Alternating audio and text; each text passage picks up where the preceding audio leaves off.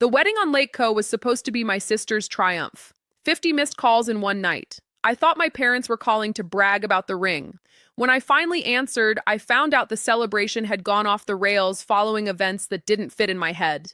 But before the chaos, there was just the quiet hum of my refrigerator in Chicago and the blue light of my phone screen illuminating my dark living room.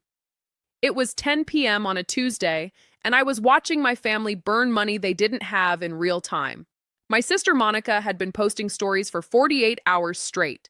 There she was, twirling in a dress that cost more than my first car, standing on the terrace of a 17th century villa that overlooked the dark, glassy water of Co. She looked perfect, manufactured, but perfect. Next to her was Giovanni, the wealthy Italian heir she'd met on a dating app 3 months ago. He looked less like a groom and more like a man held hostage, his smile tight, and his eyes darting away from the camera. I scrolled past a video of my mother clinking crystal glasses with a countess who looked suspiciously like a hired actor. My stomach churned. I knew the math. I was a senior financial analyst. Numbers were my language, and the numbers of my parents' life had been in the red for a decade. They had refinanced their home twice. They had maxed out 4 credit cards just to fly to Italy, and yet here they were, pretending to be royalty. I had refused to go. I have a merger to close. I'd lied. The truth was, I couldn't watch. I couldn't watch them fawn over Monica the Golden Child while I knew they were one missed payment away from foreclosure. I couldn't watch them treat me like a ghost unless they needed a wire transfer. My phone buzzed. A text from Mom.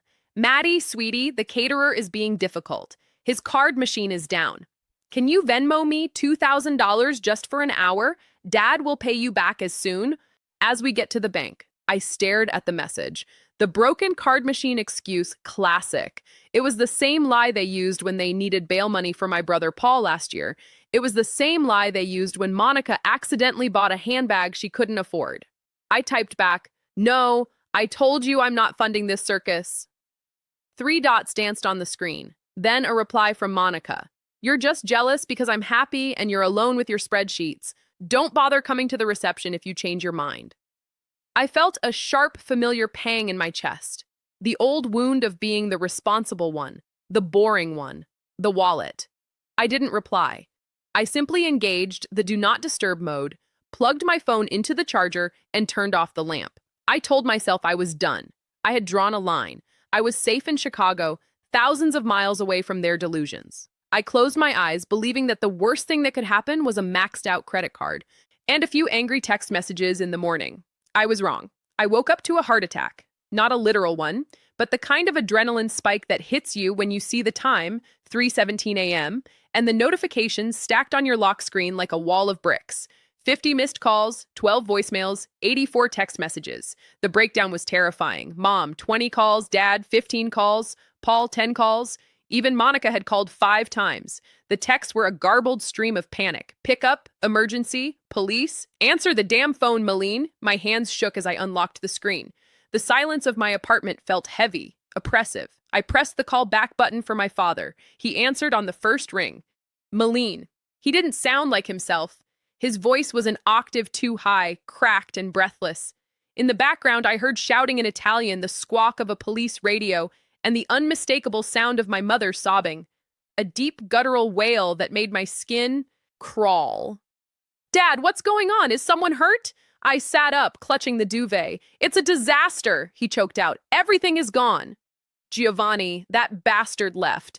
"What do you mean he left? He's gone. He took the cash gifts. He took the jewelry. He took the rental car. He wasn't an heir, Malene. He was a waiter from Naples with a record. He left Monica at the altar practically." "Okay," I said, my analyst brain trying to find order in the chaos. "That's terrible. But why are the police there? Did you file a report?" No, they're not here for him," Dad stammered. "They're here for us." "What? Paul and your mother? They didn't take the news." "Well, there was damage to find damage."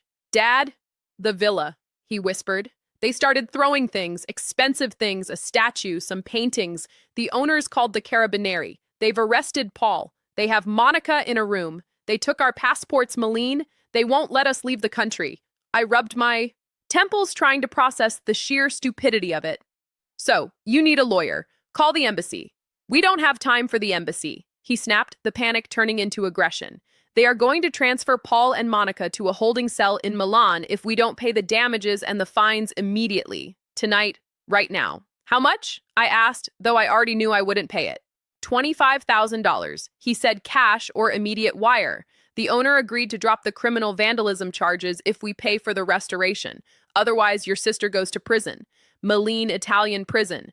I don't have $25,000 lying around at 3 a.m. Dad, you have savings. You have that investment account. He was shouting, now this is your sister. She's hysterical. She's in a wedding dress surrounded by cops. You have to help us. We are your family. I told you I wasn't paying for this wedding, I said, my voice trembling. I told you it was a bad idea. I told you, Giovanni. Looked shady. Stop lecturing me, he screamed. The sound of something heavy slamming against a table echoed through the phone. We need the money. Wire it now or we are dead. Do you hear me? Dead. I felt the guilt, heavy and suffocating, trying to wrap its hands around my throat. It was the programming they had installed in me since birth. Fix it, Milan. Clean up the mess, Milan. But then I looked at my empty apartment, the sanctuary I had built with my own hard work. I can't do it, Dad, I said softly. Use the credit cards you used to book the villa. There was a silence on the other end. A long, terrifying silence. We can't, he whispered. Why not? You said you had a high limit. Just call your bank, Milan. Please authorize the transfer. We'll pay you back. I swear on my life.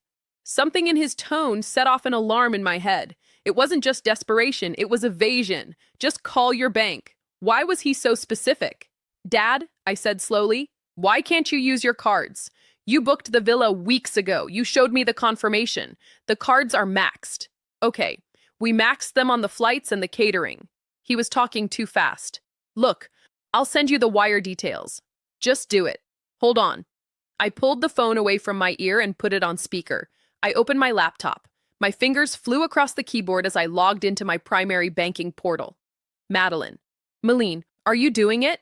I'm checking something, I muttered. I logged into my credit monitoring service. I hadn't checked it in a month because my finances were on autopilot. The dashboard loaded. A bright red banner flashed at the top of the screen. Alert. New account opened 14 days ago. Creditor Banca Nazionale del Lavoro. Type personal line of credit. Balance $18,000. My breath hitched. I clicked on the details. The inquiry had come from an IP address in Illinois, my parents' house, 2 weeks ago. Then another inquiry. AEO, rental agreement check. I felt the blood drain from my face, leaving me cold and dizzy. I looked at the Villa del Balionello rental contract attached to the inquiry. The name on the lease wasn't Steve or Nancy. It was Milan J. Harper.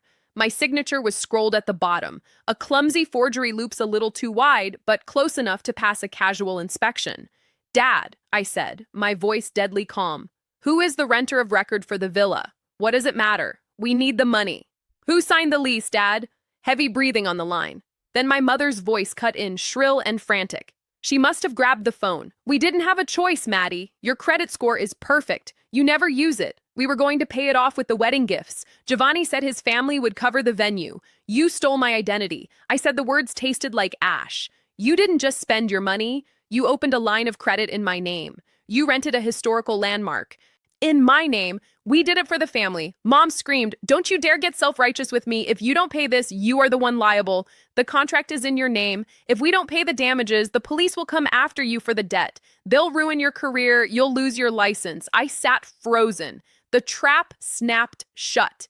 They weren't asking for a bailout. They were asking me to cover up a felony to save myself. If I paid the $25,000, I was acknowledging the debt was mine. I was accepting the fraud.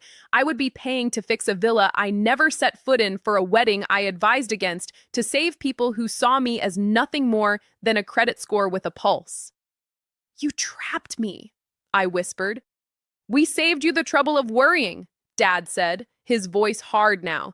Now be a good daughter. Wire the money. Save your sister. Save yourself. If we go down, you go down with us. The lease says Milan Harper. The police have that paper. I looked at the glowing screen of my laptop. I looked at the red alert banner. I looked at the forgery of my own name. For 30 years, I had been the safety net. I had caught them when they fell, dusted them off, and paid the bill. I thought that was love. I realized in the cold light of 3:30 a.m. that it wasn't love. It was a hostage situation. They thought they had checkmated me. They thought my fear of ruining my credit, my fear of scandal, my fear of losing my CPA license would force me to open my wallet one last time. They were banking on my shame, but they forgot one thing. I was an analyst. I knew how to mitigate risk. And the biggest risk to my future wasn't the Italian police. It was the people on the other end of the phone. Put the officer on the phone, I said. What? Dad asked, confused. You want to talk to the police? You don't speak Italian. Put him on now, or I hang up and you get nothing. There was a scuffle. A moment. Later, a deep, weary voice said, Pronto, this is Capitano Rossi. Captain Rossi, I said, my voice steady, stripped of all emotion. My name is Malene Harper. I am currently in Chicago, Illinois, United States. I am recording this call. Signora, your family says you are wiring the funds for the damages to the villa. No, Captain, I am not. I took a breath, inhaling the freedom that was about to come. I am reporting a crime. The people in your custody have stolen my identity. I did not sign that lease. I did not authorize that credit line. I have been in Chicago for the last 6 months. My passport will verify this. Malene, I heard my mother shriek in the background. It was a sound of pure terror. What are you doing? Shut up. Give me the phone. Captain, I continued, ignoring the screaming, I am contacting the U.S. consulate and my bank's fraud department immediately to flag these transactions as criminal activity. The people in your custody are responsible for the vandalism. Arrest them. Do whatever you have to do. Malene, please. Dad was begging now, sobbing brokenly. They'll put us in prison. They'll deport us. You can't do this to your own blood. I don't have a family, I said into the receiver. I have a fraud case. Understood, Signora, the captain said.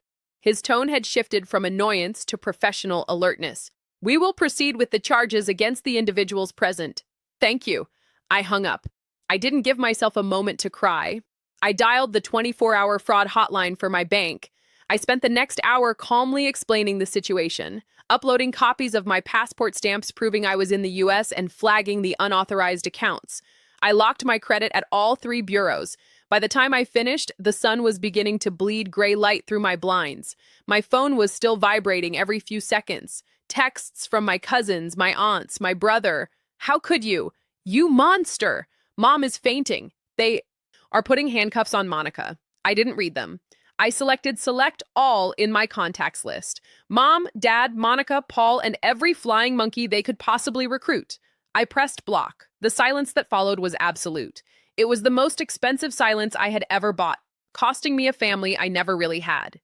I walked to the window and watched the city wake up. Somewhere in Italy, my sister was likely sitting on a metal bench in a ruined wedding dress, facing the consequences of her life for the first time. I went to the kitchen and made coffee. I drank it black, standing alone in my quiet, paid-for apartment. It tasted bitter, hot, and incredibly